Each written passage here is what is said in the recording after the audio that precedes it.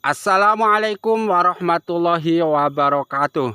Akan yang ganteng-ganteng, yang cantik-cantikan, mari kita sama-sama belajar jadi orang besar dari pohon sirsak gunung Annona montana, gitu ya. Atau kita belajar itu resiko atau bahaya hidup bergantung kepada orang lain, atau bahaya hidup tidak mandiri, ya kan. Nih, ini pohon sirsak gunung kan. Ini aslinya dia kan pohonnya besar tuh. Lihat. Diameternya itu bisa 1 meter lebih. Dan tingginya kan, ini meskipun tingginya sekitar 15 meter, tapi saya yakin dia kalau tumbuh normal itu bisa lebih tinggi lagi. Bisa 20 meteran lebih tuh. Buahnya pun banyak. Dia akan menjadi pohon yang besar, berbuah lebat, memberi banyak, tempat bergantung kepada orang-orang lain. Intinya jadi orang besar lah. Orang besar yang dimaksud tentunya bisa pejabat tinggi. Orang besar yang dimaksud tentunya bisa tokoh agama. Orang besar yang dimaksud tentunya bisa orang yang kaya raya. Itu nih aslinya ya. Aslinya gen sirsak gunung itu seperti itu. Lihat. Ini tumbuh liar di hutan. Begitupun ada manusia kan. Ada manusia-manusia yang terlahir dengan gen sebagai pejabat tinggi.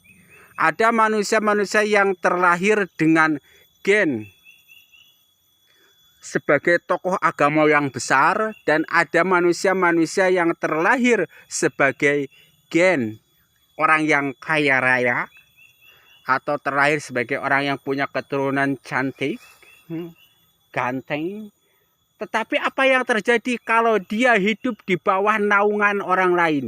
Kalau dia hidup bergantung kepada orang lain, tidak pernah mandiri itu, maka ini yang akan terjadi kan. Tuh. Nih, lihat kan. Ini nih. Ini anak sirsak gunung nih. Tuh. Ini anak sirsak gunung nih. Anak sirsak gunung nih, anak yang seharusnya jadi raja tapi kecil terus. Ini sirsak gunung nih. Anak yang seharusnya jadi pejabat tinggi tapi jadi anak papah terus. Nih. Ini anak yang seharusnya kaya raya tetapi dia kecil terus. Tuh.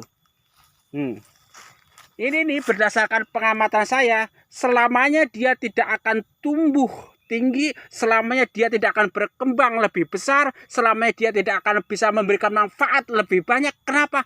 Karena dia hidup di bawah naungan bapaknya, di bawah naungan ibunya, di bawah naungan keluarganya. Singkatnya, dia jadi anak papa, jadi anak mama, tidak pernah menjadi anak yang mandiri.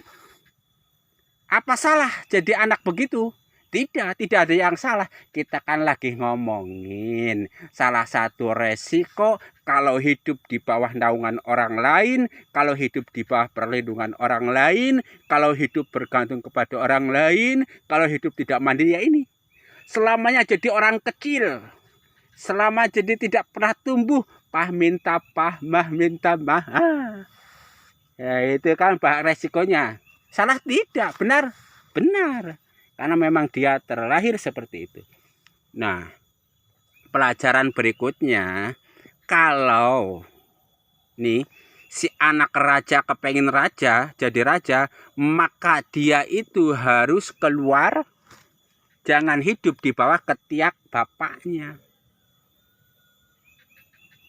Nah, lalu kalau membunuh orang tuanya gimana? Itu bisa, tapi itu yang dilarang gitu, udah nggak boleh membunuh orang tua supaya jadi besar. Kita matiin saja nih yang ini supaya yang ini itu jadi besar, nggak boleh begitu. Tapi itu juga terjadi. Sejarah mencatat bahwa banyak pangeran, banyak putra mahkota yang membunuh yang membunuh rajanya, yang membunuh orang tuanya gara-gara dia kepengen jadi raja. Tapi itu tidak dibenarkan. Yang benar adalah ini, kalau anak-anak kecil kayak gini kepengen tumbuh besar seperti gen yang mereka miliki, yaitu gen tumbuh besar kayak gini, maka jadilah mandiri. Jadilah mandiri. caranya mandiri, keluar dari naungan orang tuanya. Dengan cara baik dan benar tentunya. Caranya mandiri, keluar dari sekitar lingkungan orang tuanya. Dia bikin lingkungan sendiri, dia bikin jaringan sendiri, membangun bisnis, sehingga nanti dia itu akan bisa tumbuh besar, akan bisa tumbuh tinggi seperti orang tuanya, memberikan manfaat. Itulah salah satu resiko kalau hidup bergantung kepada orang lain. Kita nggak lagi ngomongin benar salah, ini lagi ngomongin belajar kepada pohon sirsak gunung. Nah, sudah jelas ya. Jadi satu, resikonya kalau enak memang hidup di sini, dinaungin, panas nggak kepanasan, hujan nggak kehujanan, ya kan, nggak harus mikirin makan, kan nggak harus mikirin kerja. Tetapi seperti itu pelajarannya, ya kan. Nah, itu negatifnya. Positifnya ya seperti tadi itu, ya udah jelas ya.